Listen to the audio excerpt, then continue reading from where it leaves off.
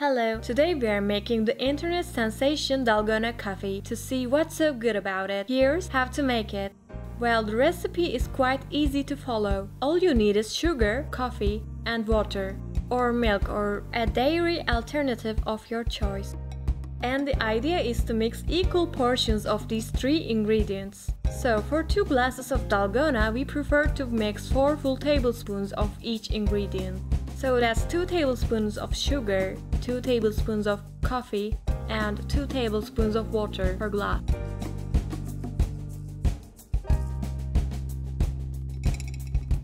For me, it's quite interesting that how only instant coffee gets this foamy texture.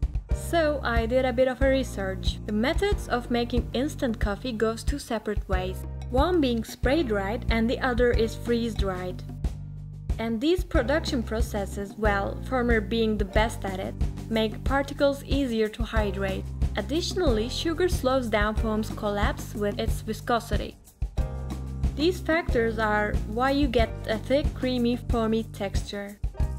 So once you have equally proportioned ingredients, all you have to do is to whisk vigorously. Or a wiser choice would be getting help from a hand mixer.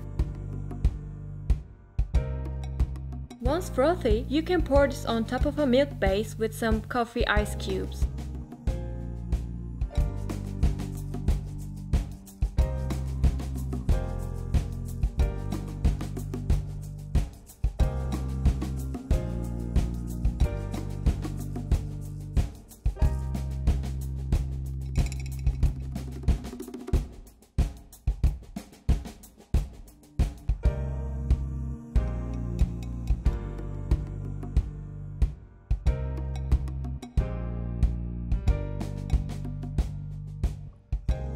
This might not be any black coffee lover's cup of coffee, it is definitely sweet, but it's out of ordinary and fun to try.